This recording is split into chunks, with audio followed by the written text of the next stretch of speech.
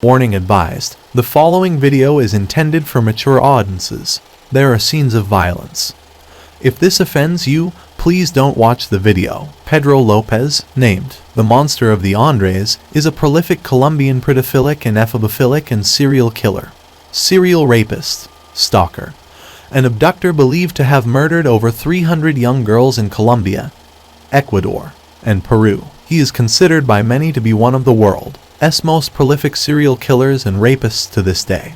He is presumed to be at large. Lopez's mother, Belinda Lopez de Castañeda, was a prostitute. His father, Pedro Reyes, who was married to another woman at the time, was having an affair with Castañeda. Lopez was the seventh of 13 children. Reyes was shot and killed 6 months before Lopez was born when a rebellious mob attacked the grocery store he was in. This attack occurred at the beginning of the civil war in Colombia known as La Violencia. Lopez's mother claimed to be loving and caring, but Lopez said that she was cruel and abusive as she raised him. Lopez also claimed that, from a young age, he would watch his mother have sex with clients, and that she would let them hit her on occasion. When he was 8 years old, Castañeda caught Lopez molesting his younger sister, resulting in him being kicked out of the house. Days later, he was found by a pedophile, who lured him with the promise of a hot meal and a bed. Instead, the man took him to an abandoned house and repeatedly sodomized him. After the incident, he joined a gang of street children for protection. The gang would often fight others with knives and belts for food and places to sleep in.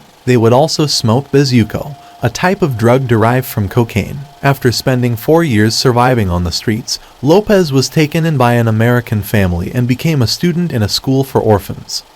But he ran away after he was molested by a teacher. As a young adult, Lopez began to steal cars and sell them to local chop shops in exchange for sums of money. Lopez was arrested in 1969 for the auto thefts and sentenced to 7 years in Bogotá. 2 days into his sentence, he was brutally gang raped by 3 other inmates, an event that deeply traumatized him. Following this, Lopez made a shiv for himself and hunted down his rapists, killing all of them. The killings gained him the grudging respect of the other inmates, who never dared to disturb him again, and were considered acts of self-defense by the local Colombian Justice Department. Because of this, only 2 years were added to his previous sentence. Following his release in 1978, Lopez became a drifter and began abducting, raping, and murdering an average of 3 young girls per week. On one occasion, in Peru, Lopez attempted to abduct a 9-year-old child from an Indian tribe, but he was caught in the act. As a result, Lopez was beaten, tortured,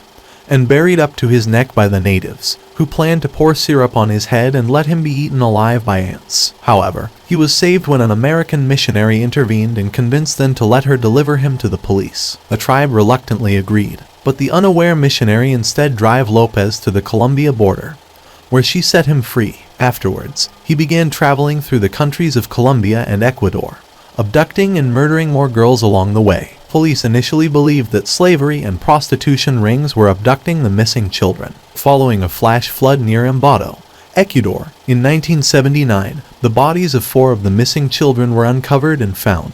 Days later, Lopez attempted to abduct 12-year-old Maria Poveda from a marketplace, also in Ambato, but failed when her mother caught him in the act with help of other women. He was almost lynched on the spot. Lopez was rescued by police officers and arrested while proclaiming that he was a good person and that he had a clean heart. While in detention, Lopez was subjected to a standard interrogation until he told the policeman that he was not Ecuadorian, but a Colombian drifter. A police lieutenant that beat him and accused him of being part of a gang abducting girls from Ambato. The officer threatened to kill him if he didn't confess, but Lopez remained silent. In that moment, the officer's superior, Captain Pastor Cordova, entered the room and told all of the policemen to leave, deciding to interrogate the suspect himself with a more friendly approach. He offered Lopez food and cigarettes and asked him about his health and feelings before requesting information about the gang of abductors. Lopez shrugged and said that he knew nothing about that. When the captain told him that he was under great pressure from the families of the missing girls to find whoever abducted them, Lopez told him that he could find one victim in a cabin outside the town. The police went to the cabin and found a nude, dead body lying on an old mattress, who was identified as Ivanova Jacom, a missing girl. After Cordova asked Lopez how many girls he had killed, Lopez looked upwards and said, "Over 200 in Ecuador, some 10s in Peru, and many more in Colombia. The president was informed and he ordered that López should be taken to the places where he had left the bodies, until all of the victims in Ecuador were recovered. López led police to more than 30 shallow graves, but after learning that he was going to be charged with murder, he stopped cooperating and declared his innocence. A total of 53 bodies were recovered in Ambato alone, even though many graves had been emptied by flash floods or scavenging animals before the investigators could find them. López's minimum body count is estimated to be at 110, but some believe that the total number is in the vicinity of 300 or more. Many police officers and reporters have disagreed with the latter estimate, saying that his was still very low, because he had stopped cooperating with the investigation. López was convicted of 3 murders in 1980 and sentenced to 16 years in prison, the maximum penalty for murder under Ecuadorian law. He was incarcerated in the Pavilion B section of Quito's prison, where he was a model prisoner and met a later Colombian pedophilic serial killer, Daniel Camargo. On August 31, 1994, López was released from prison on good behavior. But an hour later, he was arrested as an illegal immigrant and deported back to Colombia. López attempted to stop his deportation, claiming that he had gained Ecuadorian citizenship in 1974.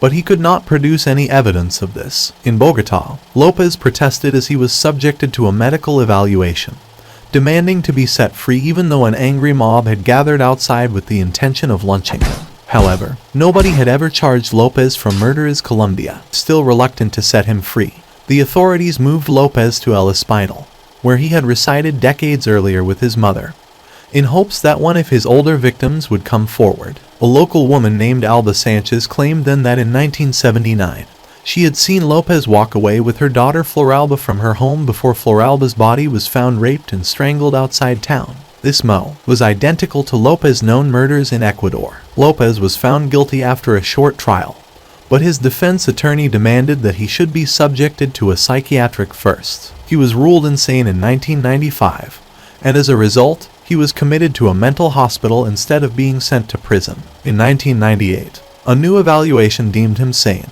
and he was released on $50 bail, and the condition that he should continue receiving psychiatric treatment and reporting himself to the police every month. However, he did neither. The news of López's release caused hysteria in Ecuador. It was rumored that he had been seen in the northern part of the country around this time, but this was never confirmed.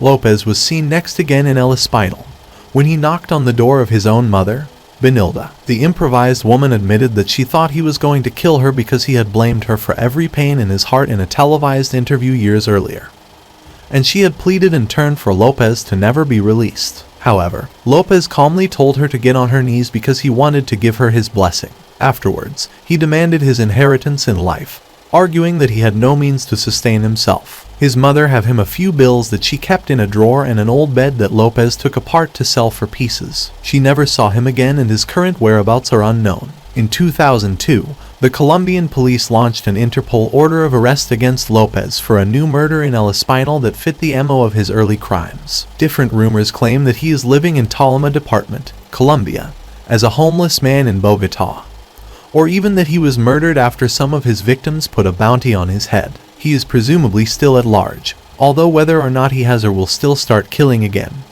or his current whereabouts, are unknown.